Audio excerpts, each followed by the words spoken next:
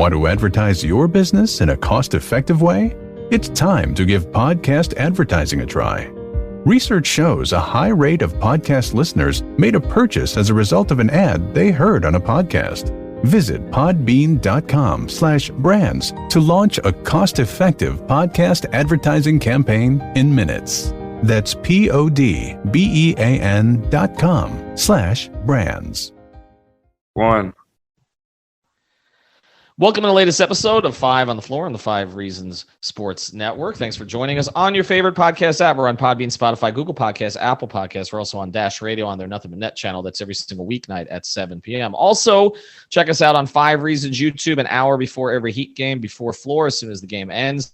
Post up 5R plus plenty of other Heat, Dolphins, Hurricanes, MLS, MMA. We've got all that content there, and you can subscribe, of course, for free. You can also check out everything for free on 5reasonsports.com. Spell that one out, F-I-V-E, for reasonsports.com. Get the latest from Brady Hawk and others. Brady will be back with us later in the week. He was at the game today. You can catch his tweets from the post-game press conference at Brady Hawk 305. Also, the great sponsors of the 5 Reasons Sports Network. I know some of you are upset at us about this, but we're going through with it. We're going to have like a mini watch party, not a full-fledged one. We're having one for Dolphins Saints. This is a huge game for the Miami Dolphins, obviously. If they win out, essentially now they are in the playoffs. So, we may ruin it. But come out to City Cigar Lounge. It's in downtown Miami. It's a great location. They got 350-plus scotches, bourbons, whiskeys, and tequila. So drink with us as if they lose to Ian Book. They've also got more than 50 brands of premium cigars and large, comfortable leather chairs, a great food menu, happy hour, and game specials. They got plenty of specials for you tomorrow night. So we're going to have a small crew out there. Come hang out with us. Smoke a cigar, drink some whiskey, some tequila, and again, see if the Dolphins can continue their winning streak. So it's City Cigar Lounge. That's in downtown Miami. Make sure you check it out on Monday night. There's no Heat game. Got nothing else to do. And now, tonight's episode. Down the Biscayne. Yikes. 5 on the floor. Ride for my dogs. Where here's the thing. You can check the score. Hustle hard, couple scars, wearing rubber frauds. Just like Bucker said, you in trouble, y'all. Kept the flow playing. Got it all banned. Y'all seen the block. Stop with one hand. And Pat we trust. It's power, have the guts. We're here to bring the heat. Y'all can hang it up. Welcome to 5 on the Floor, a daily insider show on the Miami Heat and the NBA, featuring Ethan Skolnick, Greg Sylvander, and Alex Toledo, plus others from the 5 Reasons Sports Network. Ethan Skolnick back on 5 on the Floor and back from FTX Arena. I took my daughter today, so I watched, but I didn't study quite the way that I usually do, which means that we're going to project ahead a little bit today. I've got Greg Sylvander. You can follow him at Greg Sylvander. I've got Alex Toledo. You can follow him at Tropical Blanket. And our floor plan is we're going to look at some of the unique combinations that Erik Spoelstra has had no choice but to use during this stretch in what, in my view, is a top 3 in the league Coach of the Year season. I know JB Bickerstaff just got the extension deserved in Cleveland. We'll see if that's sustained. And obviously, you've got Steve Kerr doing a great job, and out and Monty Williams out in the West. I don't think Frank Vogel's going to be in contention, but but Erik Spoelstra's done a terrific job. But basically what he's had to do, he's had to mix and match every night. It's just like, just give me 9 players I can use, any 9 players. So like today, Kyle Lowry goes out because he's in the protocols. PJ Tucker worked on the court before the game, but wasn't ready to go. Markieff Morris, I'm not supposed to say anything because he got angry at me on Twitter, but he was back out there again, draining 50-foot shots and seemed absolutely fine, but didn't play. Jimmy Butler returned today, and Caleb Martin returned. So they had 2 more pieces, and then didn't use Okpala, but used Haslam. So again, more combinations against what, let's just acknowledge, a G League team and Robin Lopez on the other side and Gary Harris. Okay, they didn't play a whole lot today, but they won the game. But more unique combinations. So like, for instance, Caleb Martin and Jimmy Butler playing the 4 and the 5 for a stretch. Like, is Caleb Martin... is that something you can go to, like as a backup stretch 4 when Bam Adebayo comes back? You take a look, obviously, more of Strus and Robinson playing together, more of Strus and Hero playing together before he was kicked out of the game. there are all these combinations, Greg. And so we're going to look at these. And I know there are some Heat fans who are concerned, and they're like, they went from not thinking they had enough players, and we were somewhat guilty of that. I was somewhat guilty of saying the depth wasn't good enough, to now it's like Jeff Trilly, one of our friends on Twitter, is like, I feel bad for the young guys when the vets come back. And my point is, you're never going to have 100% of your players this year at any point, whether it's COVID, injuries, or whatever. But it does give Spoelstra more options. So, Greg, I'll go to you. Of all the unique combinations that he's used, or the unique kind of position placement of a particular player, what are you most excited to see when everybody is back? Or most everybody's back? That's a loaded question. So there's a couple different things. One, I am really interested to see how Spo integrates Max and Caleb when he has a full cast of characters, because I feel like those guys have been eating innings in places where there's other guys that are slotted to do some of those things, and I just think it's going to be a super interesting chess match there. I mean, I guess even Gabe to some degree behind Kyle will also get squeezed if you're thinking about it in those terms. But this is the beautiful thing, and you alluded to it, like, you need guys. This is the whole concern with this roster was we kept saying, just get to the playoffs, right? But like, you had to get to the playoffs and you had to be in a relatively good seed. You needed guys that you didn't know you could count on to step up. And literally there hasn't been anybody that has fallen flat on their face. Even KZ Okpala, when given a little bit extended minutes, he produced enough for them to get a couple victories here and there. Udonis has been better. So I would say that the number one thing, though, truthfully to me, and this is probably like counterintuitive because Max has been the most exciting. And Omer, obviously, when you have a big man that maybe just is a double-double machine waiting to happen, that can be intriguing. It's Gabe for me. Like, ultimately, to have another guy that you can count on defensively, but also that can at least get them organized enough to run any level of offense is something that they were missing behind Goran at times. And now they definitely are not missing it behind Kyle, and we were worried about that. So to me, I think the development of Gabe Vincent may be the most important part of all this. Yeah, it's interesting you say that because I didn't think you were going to go there. I thought you might go with Caleb because we talked about how there wasn't really a true backup for Jimmy on this roster. Like Max Strus was kind of slotted in as that, but he's really more of Duncan Robinson's backup from a stylistic perspective. He's not as much Jimmy's back, but I know he does some things different than Duncan. We've cataloged these here on the show, but it's really Caleb who does some of those Jimmy things. We really haven't seen them play together. Like I was thinking about it today when they were getting those minutes at the 4 and the 5. Like, I mean, how many minutes have they actually played together this season? It can't be very much, right? Alex, I'll go to you. What jumps out to you? What is, I guess, most promising to you? And then what is something you think we could see when they have more of a complement of players? Man, you like Leif said, that's a loaded question. Like, I think it's really hard to pick stuff here, but I think I agree with Leif that number one, Gabe is the most impressive out of everything we've seen. Even though it's a lot of positives, I feel the best about Gabe's development just because we've seen, like, not that he was a bad player or anything like that last season, but who he was last season to who he is right now, it's a pretty huge jump. That's what I'm going to say, right? Like, he's an all-around player. We've known that he could defend. And even though that he's kind of small, he makes up for it for just how aggressive he defends without fouling. I think, like Leif talked about there, he's pretty good at getting guys organized. He's good at setting guys up in the pick and roll now. He just looks a lot more confident getting into his shot. So I feel like he's got a lot of different ways that he can contribute now. And it's not all about the spot up shot. And also, you know, the catch and shoot is working out for him too. So I just feel like even when that part might come down a bit sometimes, even though I do think of him as a shooter, he's got all this other stuff he can bring to the team now. It's always a good thing to have more guys that you feel good about as ball handlers. But then as a team, it's like we talked about before the show, I feel good about all three of them when it comes to Strus, Caleb Martin, and Gabe. Like, I just think they're all good players, right? You guys already alluded to KZ, right? He didn't play today, but when he has been out there the past few games, he's not a detriment to the team. He looks pretty good. He looks energetic, even confident. They just kind of turned him into this like handoff big, the way they use him instead of keeping him planted in the corner. I think it's just got him a little bit more activated. And then you see Yurt out there. he had, I think, probably the best game of his career today. Not that the Magic are a great opponent, but he looks good, man. Like, he's just been a rebounding machine every time that he plays, and we know he's got a soft touch, and it's just kind of about putting everything together. I think he's gotten better as a role man.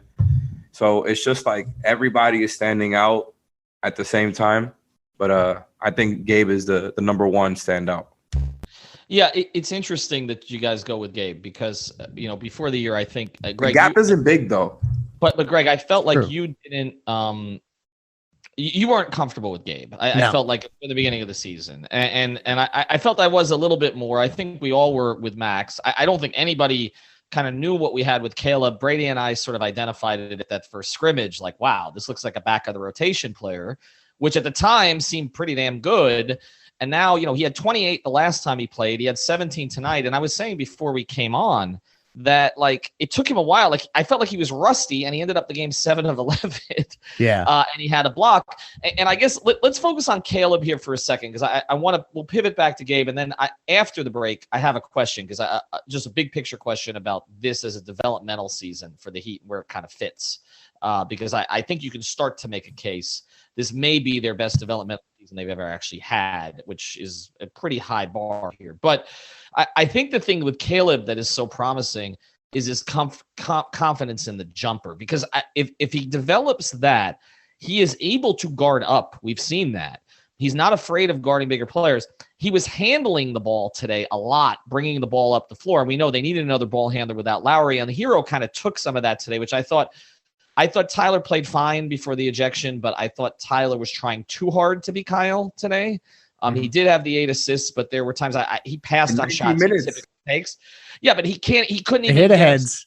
He couldn't even get himself. He couldn't get any kind of a rhythm. Like, Tyler is a rhythm offensive player, and it felt again like he was overthinking today. He didn't play badly, but it felt like he was overthinking. And of course, there's the Duncan issue, which I swear 4 of those shots were in and out. But they were in and out, Greg. I know you're pointing at it, but they're in and out. And the crowd is like because I don't. They're not helping. The crowd. Well, they're not helping, but I'll say this. They were the biggest ovation of the night. Okay, more than any of the dunks was when Duncan made that first 3, because I think the crowd understands how important that is.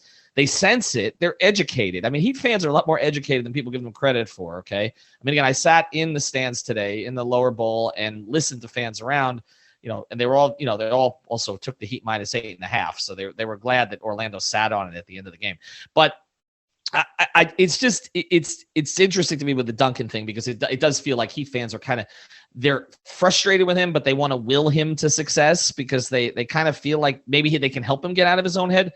But back to Caleb for a second. See, I think that's one of the things we've seen that is sustainable when everybody's back. Because I can see scenarios when Bam is back, when you're playing against a smaller team. And you size down. Where you size down. And I think you could play Caleb next to Bam, and that gives you switched ability and they're all interchangeable. All interchangeable. And I think that may be one of the things. As much as I liked what I saw from Morris, it would not stun me if Caleb eats into some of the Morris minutes, even when Morris is healthy.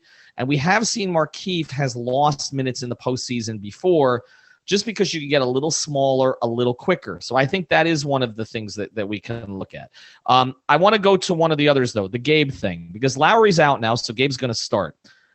But, Alex, we saw Gabe and Kyle playing together, and there was a comfort level there. Like, I feel like that is sustainable going forward, which is also, we didn't think that was a combination we're going to see much of, but it does have a Van Vliet quality to it with the way that Gabe is playing right now. Oh, yeah, for sure. And look, I was wrong about that. Like, you've been saying that for a while there. And I just feel like you look at them visually and maybe it's a little small, and that's kind of why it bothers me. But it works out. Like, they have good chemistry together. Gabe is, like I said, he's taking a leap out there as a ball handler. So it really works together.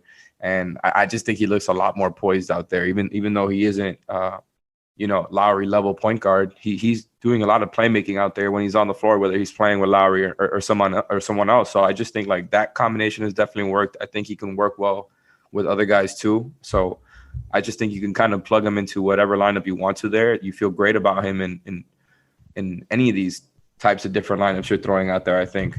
And look, I think the same thing with Caleb, right? Like, I think as long as you have shooting in other positions as well. Like, but they pretty much always do at this point. So it's not even much of a worry to me. But I think Caleb everything he's done is sustainable. You could throw him into a lot of these lineups because he's so good defensively, so active with the hands. And like, he's getting these big scoring nights for you without even like doing it on ball most of the time. He's doing it as a cutter. He's doing it sometimes where like they run their play. He catches the ball in the corner and he just gets a guy with that little crossover, gets the baseline drive. Like, he does it in a lot of different ways without like being a high usage player. So I'm just really interested to see how they use that going forward. And I feel like Spo knows what he has, and what he has is a whole lot of different things he can go to. Like, I wouldn't be surprised if that Caleb at the 4 stuff is more of like it's like a matchup dependent type of thing. You know, another team goes really small, he throws that out there, but we could probably see that again. Yeah, no, like Caleb has the athleticism I don't think we all realized the team needed so badly. And when you see him, athlete. When you see him play with this team, you say, whoa, okay, that's that bounce that maybe not everyone has, that maybe we didn't realize that they needed. A couple things today that I thought were really good to see is that without Kyle to keep down to 13 turnovers. Like, I think that's really relevant, that like another, hat tip to Gabe for that. And then just overall, and we talked about Yurt early and Caleb has a part in this with the energy that he brings and stuff like that. The offensive rebounding advantage 20-8 today. Like, that's the kind of stuff.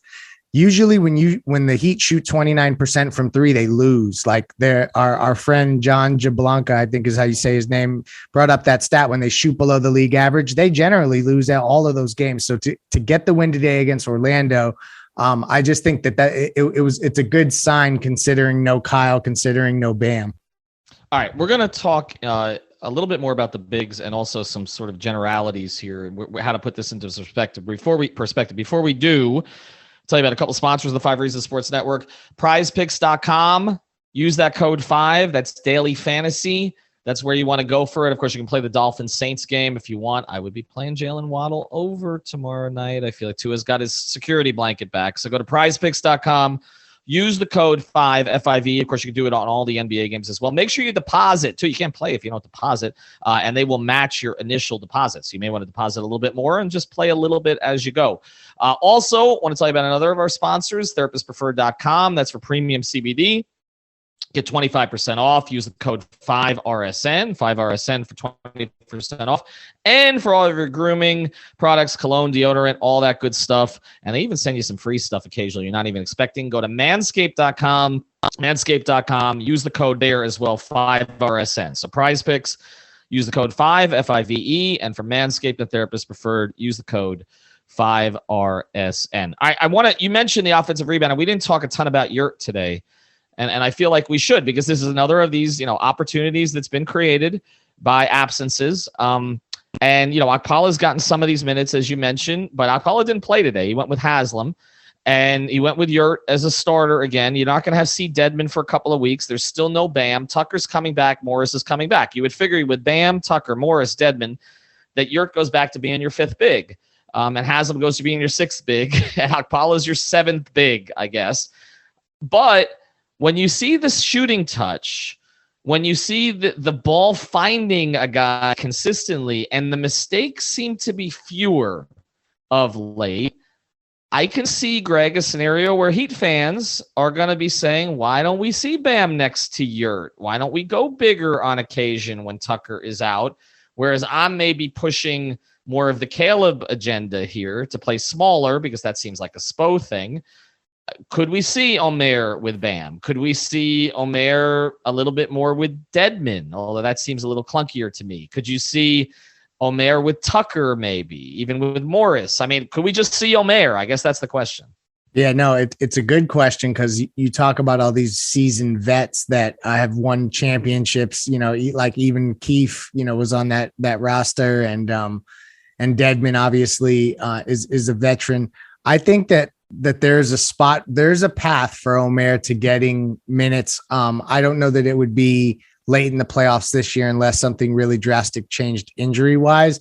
But I ultimately, like, if we're talking about like looking at this more macro level, him next to Bam is what they absolutely need to try, because if his shooting touch from the edges and then his ability to also rebound and stuff like that. Like there's certain matchups I can think about, like what Milwaukee can trot out there, or there's or even what they faced against LA in the 2020 finals. Like they could have used a player like that can stretch the floor just enough, but still be productive with the rebounds and stuff like that, and not just come up empty on the stat sheet. So I really think that they have something there. I think that they were really smart to scoop him up when they did and just get him in the program. Nothing's going to happen, but every summer he's going to come back and look bigger and stronger. And he's got the skill level. So I think that it may not be a this year thing. And I can understand why Heat fans want to see that accelerated as fast as possible. But you're watching these guys blossom, and it takes a year. Like for Gabe, we saw it, even Max to some degree. It took a year for them to actually be counted upon and come through. Yeah, for Duncan too. I mean, Duncan exactly got a taste of it the first season and then not the second. So of all the combinations, let me ask you this, Alex. If Omer was to get minutes, who do you like him best next to in the front court? That's tough, but I think I might go PJ or Markieff, actually. I mean, I haven't seen Markieff with him. That's like more like I wouldn't mind seeing him next to Markieff. I wouldn't mind seeing him next to Bam. I kind of don't want to see him next to Dedmon. I think you're toying a little bit too much with the slow bigs there, unless you're going to go with some sort of zone. Maybe that would be fun. Having those guys there. But I just think Omer is one of those guys who, if that jumper is real, maybe he is somebody you can kind of throw into that category I was talking about before, where like you can plug him into a lot of different types of lineups. That's the thing with him, though, and specifically with me when I think about Omer, is I'm a little bit skeptical on that jumper. Not that he can't shoot it, but for him to work with Bam, I'm thinking about the Myers, the Kelly role and what they played. And those guys were shooters. Like even though I was always higher, and I think most of us were higher on Kelly than Myers at the time, both of those guys are just good three-point shooters. I don't think Omer has showed it yet. I think like what he does in the mid-range is cool. I feel like he can hit an open three as a set shot, but I'm not there yet on putting him next to Bam a lot of minutes, but absolutely try it out. Like I just think him getting this playing time now, it's only happening because of the situation they're in. Same thing with UD, obviously, but Omer is taking advantage, and we knew that he could play because of the way that he was standing out at Summer League in his first year, and obviously because he scooped him up pretty early, like Leif said. So it's good to see him get accelerated now, but I just don't know how much more he's going to play because of how many guys they have. So it just depends on who's actually going to stay out. But the thing is, Bam's not going to be back for like another month or so. So he's going to be in there for a while. Yeah, it's such a weird place that we're in right now, where we're talking about like having to shelve guys instead of the concern at the start of the season, which was, like, they have enough. And I can tell you, if you check out our website in the next couple of days, you'll see a T-shirt to that effect. All right, I got one question for these two guys. So I want you to think about it. All right. Is this their best developmental season? Don't answer it yet. Okay. Just, you're going to have a minute here. Think back to previous Heat seasons, and obviously they've developed a ton of players. I'll go through a list when we come back from the break. But is this their best developmental season yet? Before we do, though, you want to develop, right? Your body, go to Intense Nutrition, okay? That's where you got to go. It's in Coral Springs, 2540 North University Drive in Coral Springs, real close to where the Panthers currently train. Phone number is 954-775-0257, 954-775-0527. This is where you go if the three-letter chain isn't doing it for you because they don't work with you directly. They will at Intense Nutrition. They can get you the Intense Cleanse and Detox. You can lose 10 to 15 pounds in 10 days. It's the new year. You want a resolution? That's a good one. Also, they can get you the specific stacks for whatever it is you're looking for, whether you're aging, you're a budding athlete, you just want to fight cold and flu season, and you know that other thing that's going around. Go out to Intense Nutrition, and they can also work with you on your pre- and post-workout regimens. Okay, they got superior quality, superior service. The Facebook page or the Instagram page are both Intense Nutrition, so check them out there. And also, they'll give you 20% off everything but protein if you mention 5 reasons. It's pretty much everything in the store. 20% off everything but protein in the store. So go to Intense Nutrition. Again, the phone number, and it's in Coral Springs, 954-775-0257. All right, I'm going to just top my head here. Ted, I'm going to give you a list of players that the Miami Heat have developed, okay? Rodney McGruder. These are all different years. Ike Austin, Udonis Haslem, Duncan Robinson, Mike James, Anthony Carter, Bruce Bowen, Malik Allen. I'm going back further. Deshaun Leonard. Okay. Leif, did you jump in with a couple that I missed here? Let's think through this. Josh Richardson was a 2nd round pick, so that's a developmental prospect. I would say Udonis Haslam needs to be considered on this list. Got him already. He's number one. Okay, sorry. Joel Anthony. Joel Anthony is a great one. Anthony Carter is a great one. If you didn't say Anthony Carter, he had a long career. Let's think through here. Hold on. We'll come up with more. Rasul Butler was okay for a little bit there. R.I.P. Did you guys say Karan? Well, Karan was a first round pick. I can't take credit there. Hassan Whiteside, Tyler John. I'm sorry, we got to mention. Thank you. No, you're good. Hassan Whiteside, Tyler Johnson, right? That's another one. I mean, so is there an age thing here? By the way, like I was trying to think about that. What do you mean an age thing? Like it's really like if we found you off the scrap heap or you're a 2nd round pick and you became a contributing player, you're on this list. Is essentially like where we're trying to catalog it. And I know where Ethan's going here. And like, this is the beauty of this list. You can like put a couple of these guys together season over season and say, okay, like they got Josh and this other guy at the same year that they were developing them. But I know where you're going, Ethan. And I can't think of a season where they had this many guys. Like Duncan was an outlier. I mean, who else was on that team that went to the finals that you would consider a developmental guy? That was really it. Derek Jones Jr., I guess. Derek Jones Jr., yeah, I guess he would. Scrap heap player, although he didn't really contribute in the postseason. Duncan would be the primary one there. But on this roster, and again, if you go back to the Hardaway Zoe years, it was Vashon was a discarded 2nd round pick, and Anthony Carter was the primary one. And for all the talk about AC's contract and everything, he won him a playoff series as a starter, against Detroit. He's a very productive player for them, who earned that contract, to be honest. Yes, Alex. I'm confused why we can't include 1st round picks here. We just finished watching games against the Magic, the Pistons, all these teams. But that's not the point, though. To your point, just to address that quickly, the ability to take a Bam or a Tyler and not make them the customary end of the lottery pick that just is a semi-starter and actually make them as good as they are. Like, not make them, I don't want to say that because it's the player who's driving that, but be able to accelerate that, I think needs to be recognized. But where Ethan's going is mining the gems. Yeah, you see, that's the thing. I mean, it's the acorns, as our old friend Jeff Ireland with the Dolphins used to say. I don't usually quote Jeff Ireland, but I think, Alex, what you're getting at, that's taking a player with more and more raw material and developing him into a borderline star type player, which again, with what they've done with Bam and Tyler, where they have one all-star already and perhaps a second at the back end of the lottery, is tremendous work. Okay, it's better work than most teams do in the top 5. But I think, again, what we're getting at is the guy that nobody really was thinking of. I mean, we're talking about not just the Robinson on this team, but the Max Strus, the Gabe Vincent. I mean, the guys who typically might have had to go overseas, before he got there. I mean, Udonis Haslam did go overseas, for a year. He's here 20 years later, and he's giving them 8 and 5. And we need to do an entire podcast about why the hell he was not playing last year, because I still don't get it. I'm completely confused as I'm watching him in person. You need to have him on to talk about it. I'll get him on to talk about it. We need to get Eric on to talk about it. That's who we need to get on to talk about it. I've got a pod idea with UD, which I've sent him a message on. I'm waiting on an answer. I want to have him on, and I want to go over every teammate he's had in his career, and the first thing that jumps to his mind. He's had like 200 teammates. That would be so much fun. Just that's it. Just name a guy and just that's it. Okay. You have to Cedric. No, he wouldn't play with Cedric Sabalas. That was before him. But any player who came out after. But again, back to the point, you're talking about on this team, you're talking about Gabe. I mean, I'm going to consider Caleb. He literally was thrown down on the street. Yes. Right. As a 2-way. So you're talking about Gabe, you're talking about Caleb, you're talking about Max, all 3 of these guys, while Yurtseven.